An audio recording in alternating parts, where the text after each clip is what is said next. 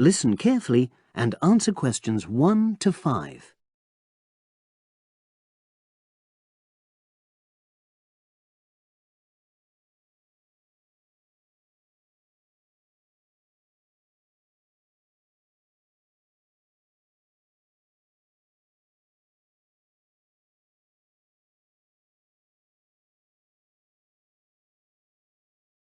Oh, excuse me. I wonder if you'd have the time to take part in some market research. OK, then. Can I start by taking your name? It's Selina Thompson. And what do you do for a living? Well, I'm an accountant. And would you mind my asking which age group you fall into? Over 50. And which type of membership do you have? Sorry, I'm not sure what you mean. Do you mean how long? No, is it a single-person membership? Oh, right. No, it's a family membership. Thanks. And how long have you been a member? Ooh, let me see.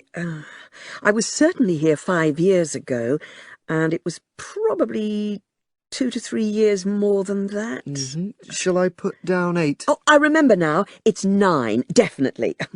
And the last question in this first part is, what brought you to the club? Sorry? How did you find out about the club? Did you see any ads? Well, I did, actually. But I have to say I wasn't really attracted to the club because of that. It was through word of mouth. So you were recommended by a friend? Actually, my doctor. Before you hear the rest of the conversation, you have some time to look at questions 6 to 10.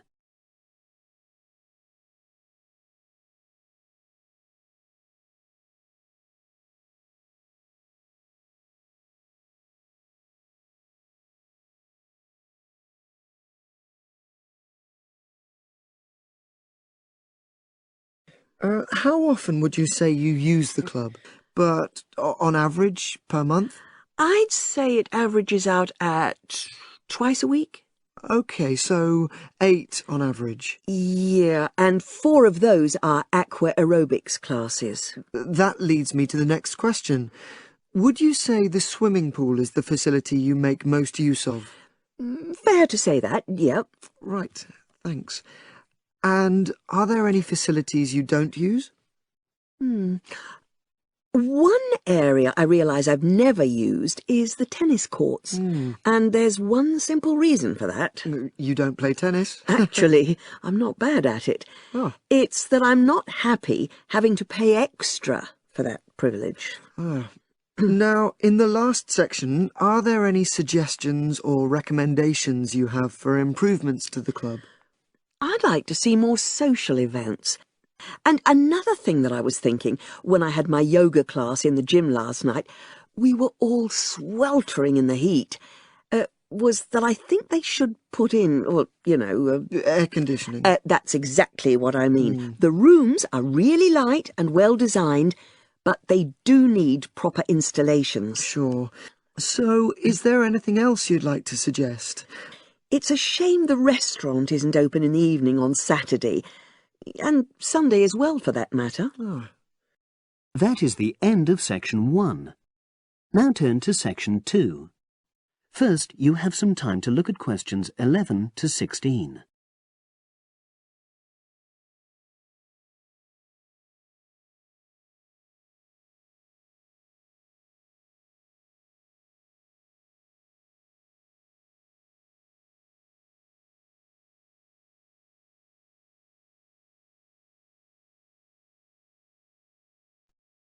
As you know, this week you'll be learning some of the basic information and skills you need to look after yourself independently in the outdoors.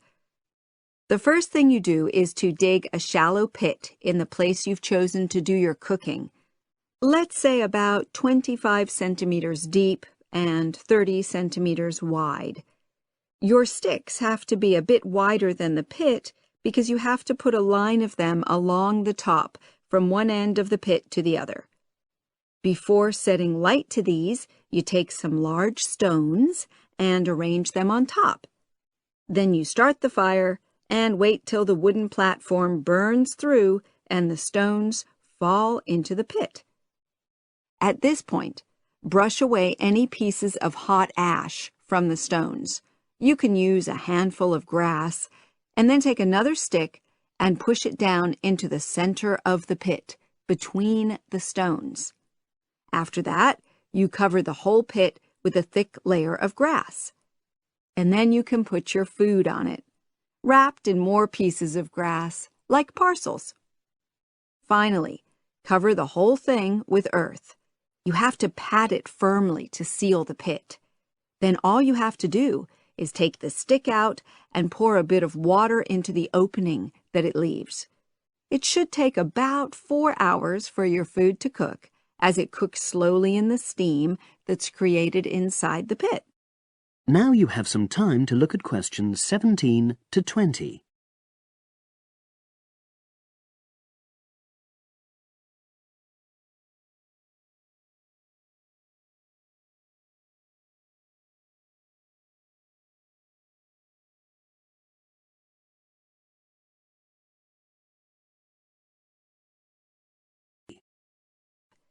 The other method you're going to practice this week is the bamboo oven.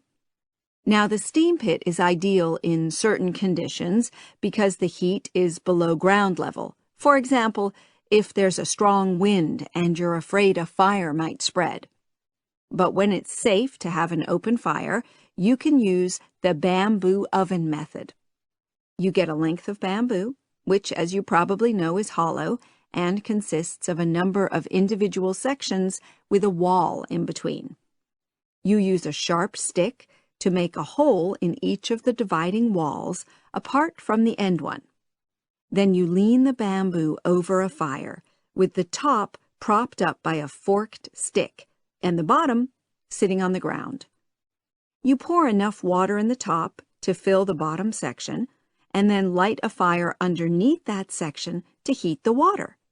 Then you put your food inside the top section, and the steam coming up the bamboo through the holes you made cooks it. I'm going to move on now to food itself and talk about some of the wild plants you might cook. I'm going to begin with fungi. That's mushrooms and toadstools. I'm sure you'll be aware that some of these are edible and they're delicious, but some of them are highly poisonous. Now, whether they're poisonous or not, all fungi that you find in the wild should be cooked before eating, because that helps to destroy any compounds in them that might be mildly toxic. But be aware that any amount of cooking won't make poisonous varieties any safer to eat. Unless you can definitely identify a fungus, you should never eat it. It's not worth the risk. And you need to be really sure, because some fungi that are poisonous are very similar in appearance to certain edible varieties. They can easily be mistaken for each other.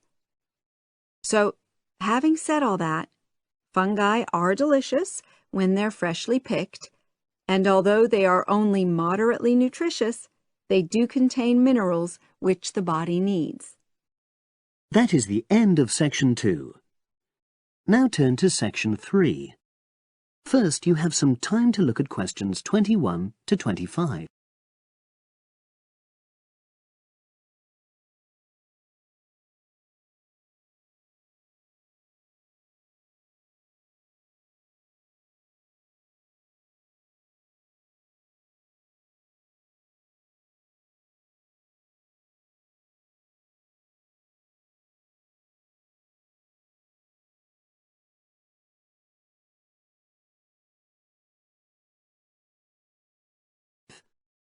So, how did you get on with your school-based research, Phoebe? Well, it was exhausting, but really valuable. Good. What was the specific focus you chose? My title is Attitudes Towards Study Among 11 to 12-year-old Pupils. Right, and what made you choose that focus? Well, that's a bit difficult. Lots of my classmates decided on their focus really early on, mainly on the basis of what they thought would help in their future career, in their first year's teaching. So that's what helped you decide? Actually, it was that I came across a book written by experienced teachers on student attitudes, and that motivated me to go for the topic. OK. So what were your research questions or issues? Well, I wanted to look at the ways students responded to different teachers, particularly focusing on whether very strict teachers made teenagers less motivated.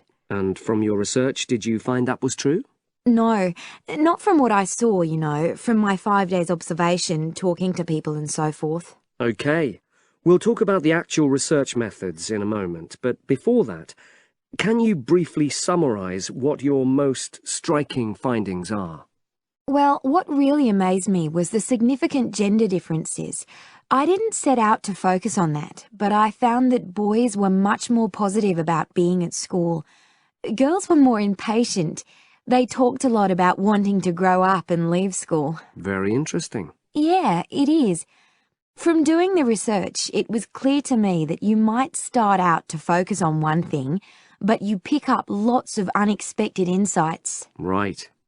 Did you get any insights into teaching? Yes, certainly. I was doing a lot of observations of the way kids with very different abilities collaborate on certain tasks, help each other.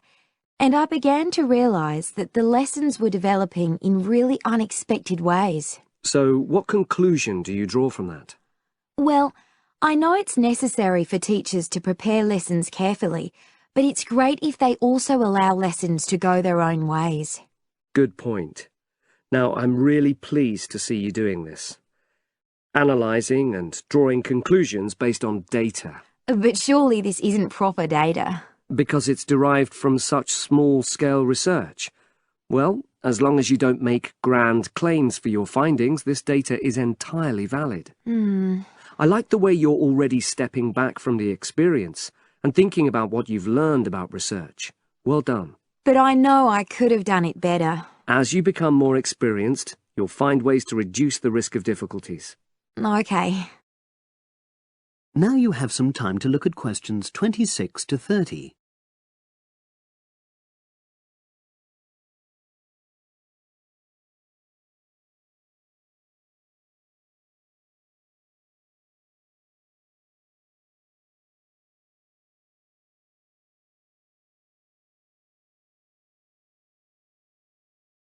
So, let's look in more detail at how you gathered your data. Let's start with lesson observation. Well, it generally went quite smoothly. I chose my focus and designed my checklist. Then teachers allowed me into their classes without any problems, which surprised me. It was afterwards that the grueling work started. Yeah, it's very time-consuming, isn't it? Making sense of analysing your observation notes. Absolutely. Much more so than interview data, for example. That was relatively easy to process, though I wanted to make sure I used a high-quality recorder to make transcription easier. And I had to wait until one became available. Right. And did you interview some kids as well? In the end, yes. I talked to 10, and they were great. I'd imagined I'd be bored listening to them, but... So it was easy to concentrate? Sure. One of the teachers was a bit worried about the ethics, whether it was right to interview young pupils, and it took a while for him to agree to let me talk to 3 of the kids in his class, but he relented in the end. Good. What other methods did you use? I experimented with questionnaires, but I really regret that now.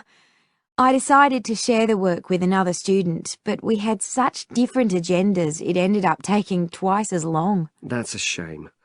It might be worth you reflecting on ways you might improve on that for future projects. You're right, yeah. OK. And the other thing I did was stills photography. I didn't take as many pictures as I'd hoped to. Lack of time? It's pretty easy just snapping away, but I wanted each snap to have a purpose, that would contribute to my research aims, and I found that difficult. Well, that's understandable, but remember... That is the end of section 3. Now turn to section 4. Now you have some time to look at questions 31 to 40.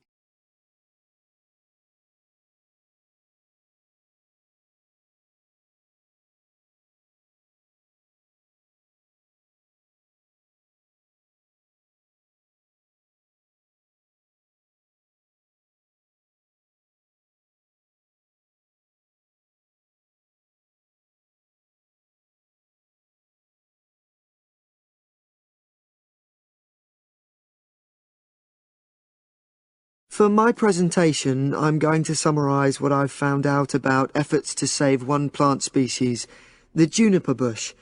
It once flourished in Britain and throughout the world's temperate zones, but over the last few decades has declined considerably. Before I go on to explain the steps being taken to save it in England, let me start by looking at some background information and why the juniper has been so important in cultural as well as ecological terms, historically and in the present day. Firstly, I want to emphasise the fact that juniper is a very ancient plant. It has been discovered that it was actually amongst the first species of plants to establish itself in Britain in the period following the most recent Ice Age. And, as I say, it has a much valued place in British culture. It was used widely as a fuel during the Middle Ages because when burnt, the smoke given off is all but invisible, and so any illicit activities involving fire could go on without being detected. For example, cooking game hunted illegally. It also has valuable medicinal properties. Particularly during large epidemics, oils were extracted from the juniper wood and sprayed in the air to try to prevent the spread of infection in hospital wards. And these days, perhaps its most well-known use is in cuisine, cooking, where its berries are a much valued ingredient, used to flavour a variety of meat dishes and also drinks. Turning now to ecological issues, juniper bushes play an important role in supporting other living things. If juniper bushes are wiped out, this would radically affect many different insect and also fungus species. We simply cannot afford to let this species die out.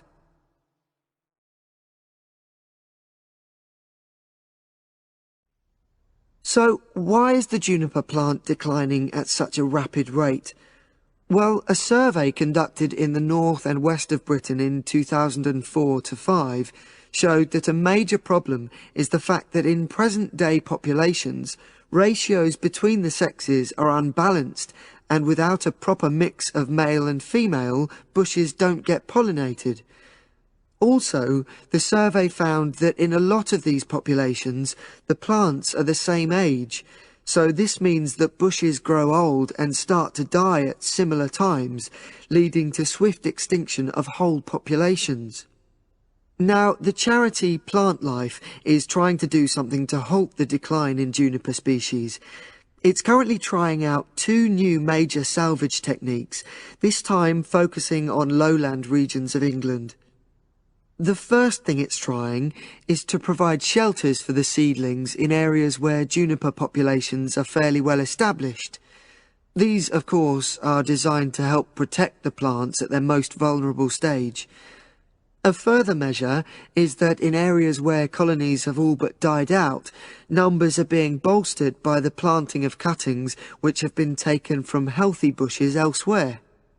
Now, I hope I've given a clear picture of the problems facing this culturally and ecologically valuable plant, and of the measures being taken by Plant Life to tackle them. If anyone has any questions, I'd be happy. That is the end of section 4. You now have half a minute to check your answers.